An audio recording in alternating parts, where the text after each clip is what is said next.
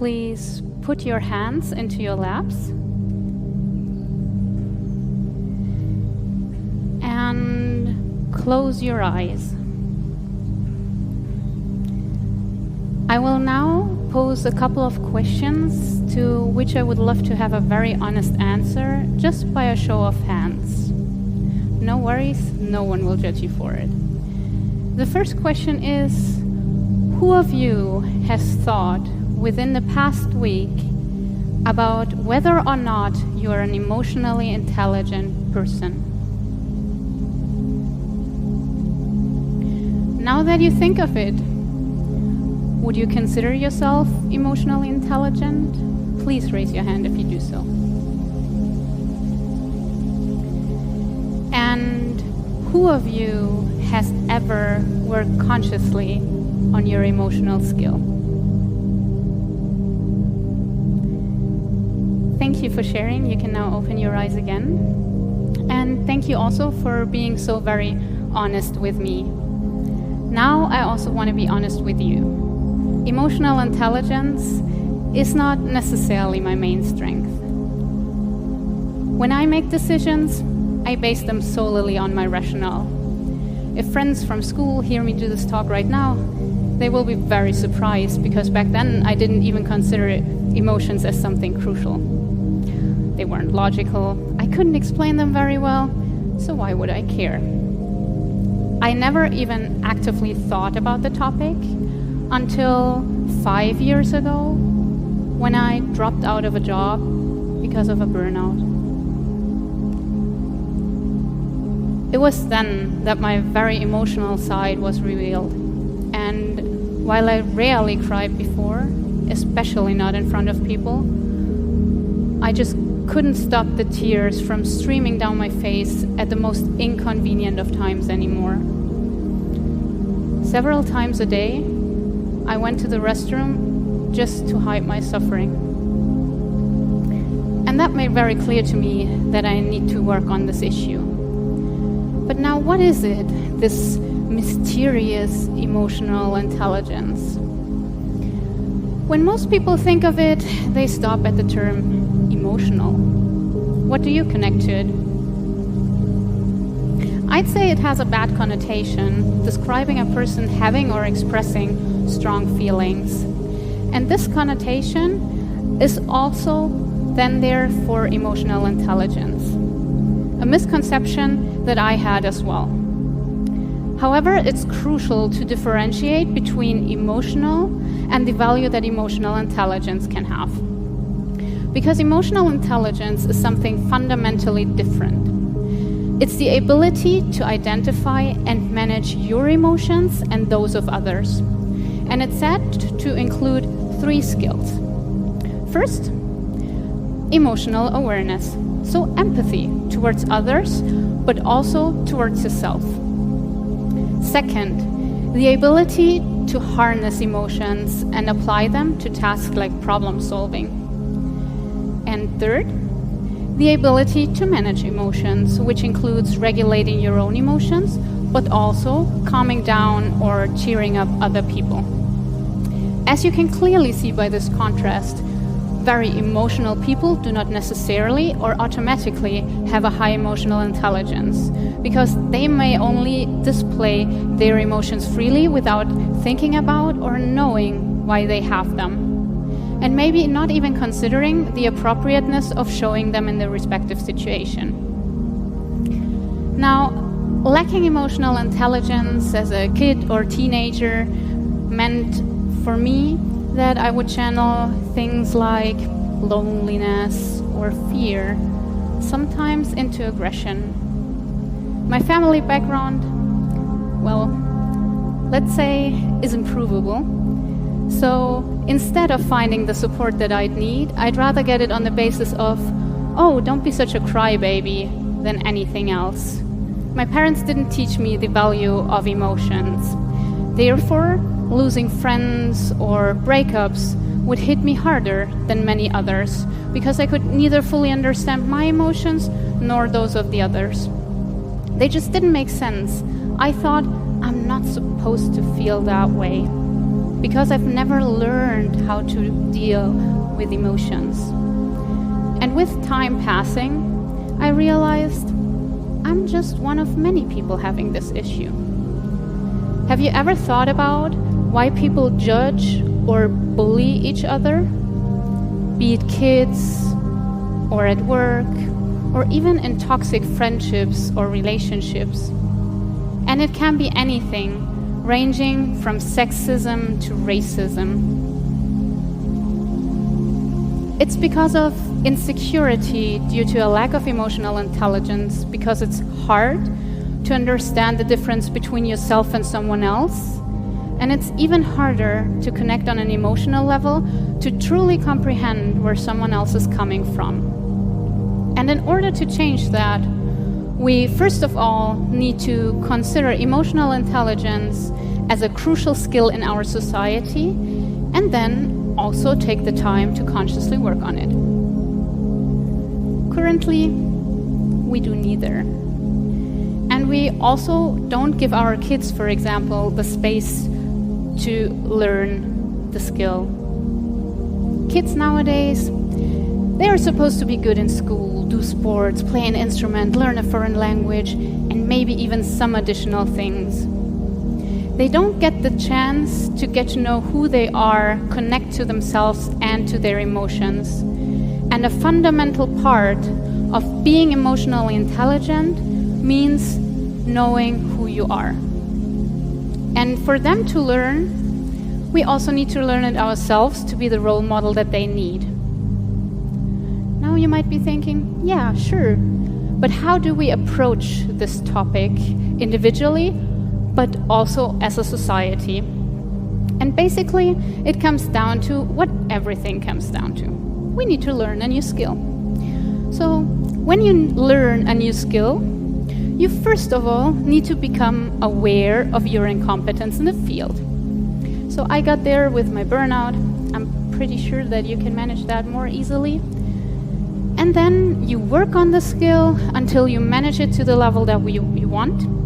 And after a while, you will even be able to apply it without actively thinking about it. Take, for example, your driver's license. After a while, you stop thinking, oh, I need to put in the next gear. You just do so. Unconscious competence achieved. Now, the tricky thing, though, is to get from conscious incompetence to conscious competence. And we do that by learning the basics of how a car works and by practicing. So in the beginning, it's maybe difficult to steer the wheel at the same time as putting in the next gear, but after a while, it gets easier. And with emotional intelligence, it's basically the same thing. So I tried to compile my experiences and came up with a 6-step guide that hopefully helps people to get more emotionally intelligent. And the first thing that we need to do is we need to acknowledge our emotions, but not only as such, but as something valuable, because that's what they are. According to research by Antonio Damasio, people whose brain parts that are responsible for emotions have been damaged found themselves even having a harder time taking rational decisions. That's how valuable they are. And the very first small but simple thing that you can do is you can ask people with genuine interest how they are feeling. And when you're asked, answer with authenticity. When you feel good, but also when you feel bad. So no, I'm fine, but also no complaining. Instead of complaining about your colleagues, say, I don't feel appreciated at work, or whatever it comes down to. Make it an I message. And when people show emotions, tell them that it's okay to have those. Talk about them.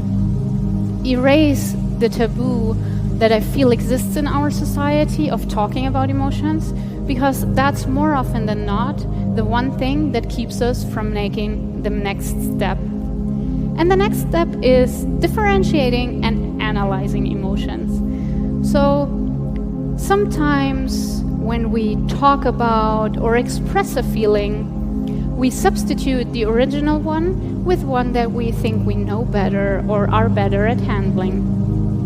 But there are actually a lot of different emotions, and all of them have their functions. And all of them might also need you to handle them differently. Therefore, it's important to get down to the core. And then you also need to accept and appreciate all those emotions. Because emotions are neither good nor bad. They just gain connotation through society. Take, for example, grieving or sadness. Why do we so desperately try to cut it out of our lives? Because actually, it's just a very beautiful illustration of the appreciation that we have for someone or something. Now, I approach all 3 steps by writing my emotions down in a journal just for that. On need basis, so not necessarily daily, but sometimes only every few weeks or maybe even only every few months. Friends of mine do similar things with apps if you want to be more modern. And then there is the next step, reflecting on your emotions and their origin. Because sometimes just knowing why we feel the way you do already helps us handle the feeling. Again, for me, covered when I write them down, because it gives me time to actively think about them. And then you get to handling your emotions, because that's what it's all about, isn't it? And as said, reflecting might already suffice, but it might not.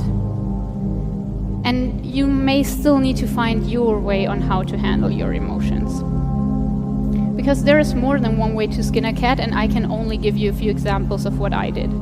And what helped me, if not handle the emotion, but at least find out how to handle it, was writing it down, because it put distance between me and my emotions. There has even been a study conducted on the positive effects of written expression of emotions by Pennebaker and Smith, and they published it in their book Opening Up by writing it down if you want to check it out. Because that's actually another thing that I do. I read on a topic. Currently, I'm reading Language of Emotions by Carla McLaren.